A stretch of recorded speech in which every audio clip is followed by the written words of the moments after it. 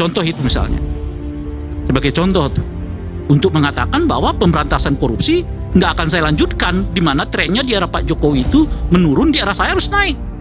Kebebasan berpendapat harus naik.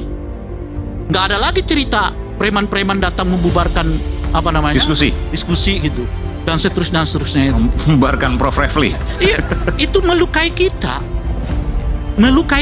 gitu. Nah, kalau tadi misalnya jelaskan Pak Prabowo tampil apa adanya, ya oke lah, bagus lah, karena selama 10 tahun ini kita terpesona dengan orang yang bajunya harganya 200.000, sepatu 150.000 katanya ya, celana 300.000, total di badannya cuma 500-600.000. Sederhana banget penampilan, hasrat berkuasanya gede banget. Sampai dorong anaknya jadi wali kota, dorong menantunya jadi wali kota, sekarang dorong anaknya jadi calon wakil presiden.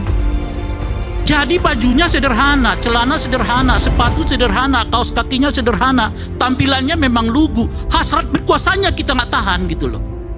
Gede banget, lebih gede dari saya pikir dari siapapun di Republik ini gitu.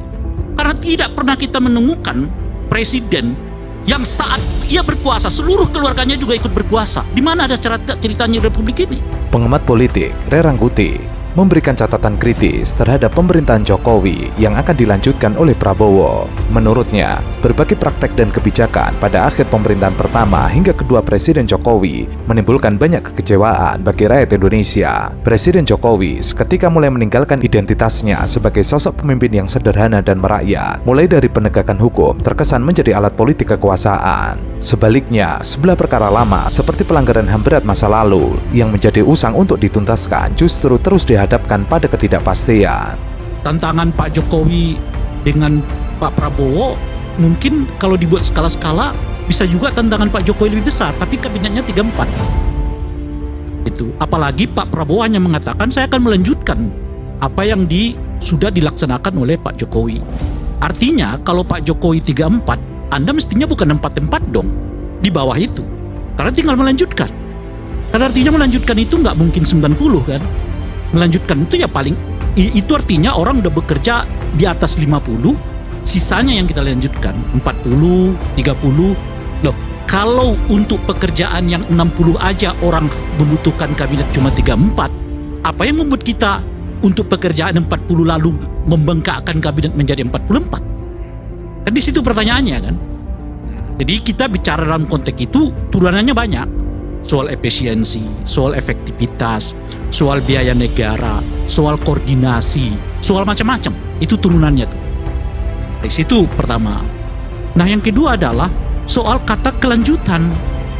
Ray juga menekankan terkait kebebasan berdemokrasi era Jokowi mengalami penurunan, salah satunya pembubaran diskusi yang baru-baru ini terjadi.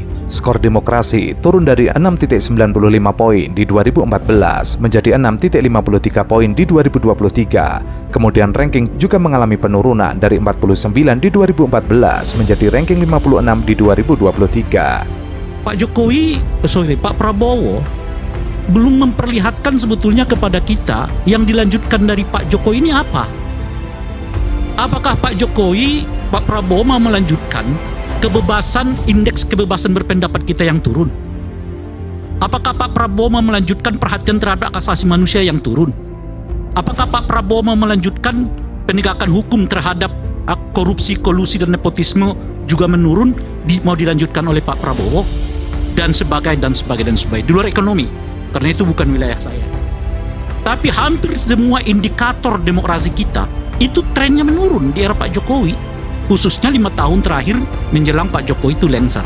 Apa itu juga mau dilanjutkan oleh Pak Prabowo? Dan sampai sekarang kita belum mendengar penjelasan Pak Prabowo, misalnya saya akan revisi lagi undang-undang KPK. Masa 8 bulan baru hari ini kembali melakukan OTT? Kan nggak masuk akal kita. 8 bulan off, ya kan? Baru kali ini lagi melakukan OTT yang kalsel itu. Gubernur. Ya. 8 bulan ini kerjanya KPK hanya ribut soal internal mereka. Pimpinan KPK yang dipersoalkan secara etik, anggotanya dipersoalkan secara etik, macam-macam dan seterusnya itu. Ini jelas efek dari revisi undang-undang KPK. Oleh karena itu saya Pak Prabowo harus mengatakan kalau saya jadi presiden, saya akan revisi lagi undang-undang KPK. Setidaknya kita akan kembalikan kepada undang-undang yang sebelum revisi ini. Jokowi adalah satu-satunya presiden dalam sejarah yang anaknya dan menantunya menjadi kepala daerah. Jokowi punya anak di eksekutif dan legislatif, lalu omnya di yudikatif. Artinya Jokowi punya perwakilan semua orang di trias politika, eksekutif, legislatif, dan yudikatif. Hal ini yang bisa menjadi pertanda bahwa Jokowi ingin mengubah negara demokratis ke dalam negara kerajaan. Ada ceritanya sekarang ini di eranya Pak Jokowi, di ujung kekuasaannya. Nah, apakah ini juga mau dilanjutkan oleh Pak Prabowo? Tradisi ya memberi kekuasaan kepada keluarganya. Nanti kita lihat di susunan kabinet. Apakah ponakannya ikut? Misalnya gitu ya. Apakah saudara-saudaranya ikut? Ya kan? Apakah ininya ikut? Gitu. Nah, itu yang kedua. Nah, yang ketiga, pandangan dirinya terhadap moral demokrasi. Bagi saya ini penting. Kenapa? Karena di era Pak Jokowi ini selalu orang berlindung di bawah aturan. Padahal aturan yang dilipat-lipat. Itu kira-kira. Bahkan ada ketua partai yang kita dengar hari ini berpidato kan, aturan kita harus menang, jangan melanggar aturan, tapi kalau nggak ketahuan, kata dia gitu ya kan. Iya, makanya jangan melanggar aturan asal nggak ketahuan. Nah, boleh melanggar asal jangan ketahuan. Itu artinya apa? Moral politiknya nggak ada. Mestinya yang diajarkan kepada kader-kader itu bukan melanggar. Anda memang tidak diawasi oleh saya, tidak diawasi oleh siapapun, tapi awasi oleh hati nuranimu sendiri. Oleh karena itu Anda jangan sekali-kali melanggar aturan apapun, sekecil apapun aturan ini. Itu yang harus disebarkan kepada Republik. Dipilih langsung aja dinasti merajalela, apalagi lo serahkan ke ketua-ketua partai.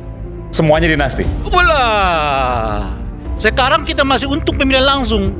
Dinasti misalnya di Banten bisa, Bang, dengan segala catatan tentu saja ya, mungkin kita bisa cari. Tapi di tempat-tempat yang lain bisa terjadi. Anda bisa pastikan kalau sekiranya pemilihan DPRD yang naik itu pamannya ketua, adeknya ketua, suaminya ketua, istrinya ketua, lo mah nggak akan bakal kebagian. Sampai pemutih rambut kita seperti nggak bakal kebagian. Sudah negara ini milik para ketua umum partai sudah tuh. Oke. Benar sih, benar apa yang sampaikan. Tapi intinya begini. Pengamat politik Ray Rangkuti mengkritisi pernyataan Prabowo Subianto terkait sistem pemilu di Indonesia yang dinilai terlalu mahal. Menurut Prabowo, ia ingin memperbaiki sistem di Indonesia dan tidak boleh malu untuk mengakui bahwa kemungkinan sistem ini terlalu mahal. Sehingga ia setuju dengan yang diungkapkan oleh Ketua Umum Partai Golongan Karya Bahlil Lahadalia, perlu adanya perbaikan sistem partai politik. Kita tidak boleh malu untuk mengakui bahwa kemungkinan sistem ini terlalu mahal. Betul. Dari wajah yang menang pun saya lihat lesu juga. Yang menang lesu, apalagi yang kalah. Ya kan? Saya lihat negara-negara kita, tetangga kita efisien. Ya, Malaysia, Singapura, India. Sekali milih anggota DPRD, sekali milih, ya sudah. DPRD itulah yang milih gubernur, milih bupati. Prabowo melihat negara tetangga seperti Malaysia, Singapura, India lebih efisien karena DPRD lah yang menunjuk gubernur hingga bupati. Menurut Prabowo, uang negara dibandingkan keluar banyak untuk pemilu lebih baik digunakan untuk memberikan makan kepada anak-anak bangsa, perbaiki sekolah, perbaiki irigasi. Ia pun berkelakar melihat banyaknya ketua umum partai politik yang hadir. Seharusnya keputusan sistem tersebut diputuskan malam itu juga. Namun tentu saja berbeda dengan Ray Rangkuti. Hampir tidak bisa kita temukan ya peserta pemilu melaporkan ke KPU itu bahwa mereka habis misalnya 200 miliar. Hampir kita nggak temukan. Kita turunkan 100 bagaimana? Hampir kita Nggak ada juga. 50 miliar mudah-mudahan kita nggak temukan. Jadi PDIP nggak ada 50 miliar? Kepala daerahnya? Nggak usah tanya ke PDIP. Kita tanya apa yang mereka laporkan ke KPU karena itu dokumen resmi. Bisa dibuka betul? Tidak ada. Tidak ada. Ya. Iya itu yang Baru nanya emang nggak ada. Semua yang menyebut itu paling mahal mungkin 10M, 20M. Itu laporan resmi. Padahal realitanya. Saya nggak bicara itu. Saya mau mendasarkan pada laporan yang official, itu namanya di KPU. Pak Prabowo, Pilpres 2024 yang lalu, laporan keuangannya ke KPU itu berapa? 207 miliar habisnya. 207 miliar kalau kita bagi dengan 33 provinsi, berapa yang keluar kira-kira Bung Effendi? Kan kurang lebih cuma 10M kan per satu provinsi. Ya, untuk 5 tahun, ya kan? Bung Ganjar jauh lebih realistis menurut saya karena mereka mengeluarkan uang sekitar 500 miliar alias 1,5 triliun dalam laporan dana kampanye mereka. Itu kira-kira tuh. Jadi untuk menjadi presiden di Republik ini dari 204 juta pemilih hanya 200M dikeluarkan oleh Pak Prabowo. Di mana halnya? Untuk 5 tahun. Jangan bilang ada biaya itu Pak. Dia nggak jujur. Kenapa nggak dilaporkan ke KPU? Ia mengatakan bahwa negara terlalu pelit terhadap rakyatnya. Jika dihitung berdasarkan laporan dana pemilu yang ada di KPU, total keuangan di seluruh provinsi di Indonesia terhitung 40 triliun rupiah. Jika dibagi dengan total penduduk di Indonesia, maka muncul angka 300 ribu rupiah.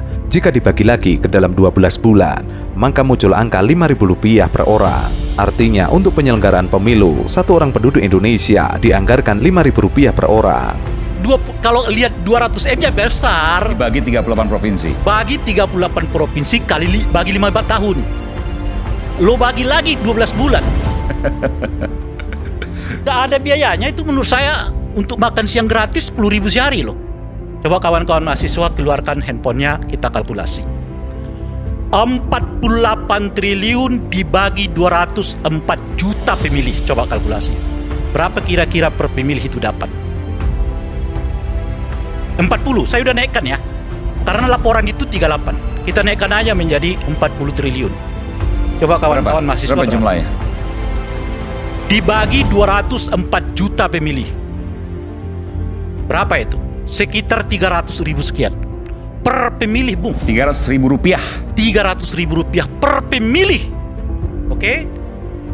Berapa? 200 berapa? Hah? 196 ketemunya.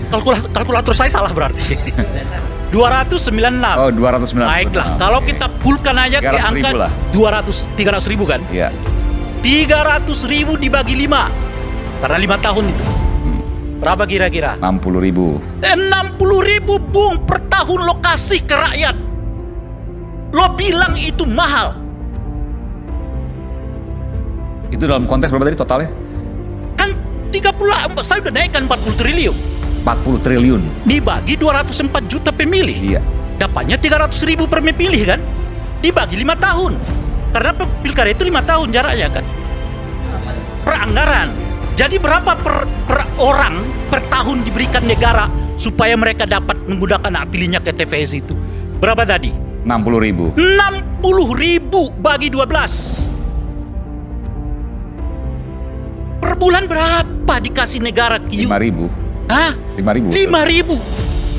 You tahu menggunakan hak pilih ke TPS itu hak makan ruhani bangsa ini.